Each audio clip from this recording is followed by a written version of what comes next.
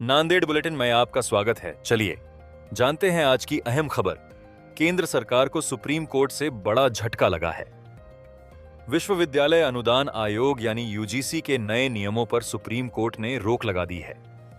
आइए जानते हैं यूजीसी क्या काम करता है। यूजीसी इस प्रकार के काम करता है कि विश्वविद्यालयों को मान्यता देना, ग्रांट/फंड जारी करना, शिक्षा के नियम और रेगुलेशन बनाना, छात्रों और शिक्षकों के हितों की रक्षा करना। सर्वोच्च न्यायालय ने कहा है कि इन नियमों की भाषा स्पष्ट नहीं है और इनके दुरुपयोग की आशंका है। इसी वजह से फिलहाल इन नियमों को निलंबित किया जा रहा है। सुप्रीम कोर्ट ने साफ तौर पर कहा है कि जब तक यूजीसी के नए नियमों में स्पष्टता और सुधार नहीं किया जाता, तब तक वर्ष 2012 के पुराने नियम ही लागू रहेंगे। अदालत का मानना है कि मौजूदा नियमों में कई ऐसे प्रावधान हैं जो भ्रम पैदा करते हैं और इससे छात्रों के साथ अन्याय हो सकता है। यह मामला आज मुख्य न्यायाधीश सूर्यकांत की अध्यक्षता वाली पीठ के समक्ष आया, जहां यूजीसी के नए इक्विटी रेगुलेशन 2026 को चुनौती दी गई थी।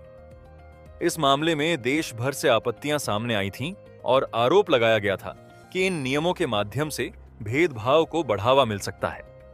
सुनवाई के दौरान मुख्य न्यायाधीश ने कहा कि नियमों की भाषा अस्पष्ट है, इसीलिए विशेषज्ञों को इसकी गहराई से समीक्षा करनी चाहिए ताकि किसी भी तरह के दुरुपयोग को रोका जा सके।